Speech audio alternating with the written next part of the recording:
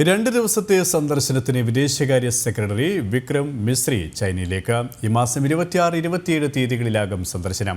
Chinese വിദേശകാര്യ vice മിനിസ്റ്ററുമായി Misri കൂടിക്കാഴ്ച നടത്തും.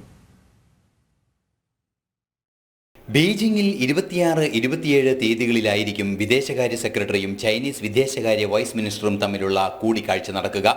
രാഷ്ട്രീയവും വാണിജ്യപരവും സാംസ്കാരികവുമായ വിഷയങ്ങളിൽ പരസ്പരം സഹകരിക്കുന്നത് സംബന്ധിച്ചുള്ള ചർച്ചകൾക്കായിരിക്കും കൂടിക്കാഴ്ചയിൽ പ്രാധാന്യം.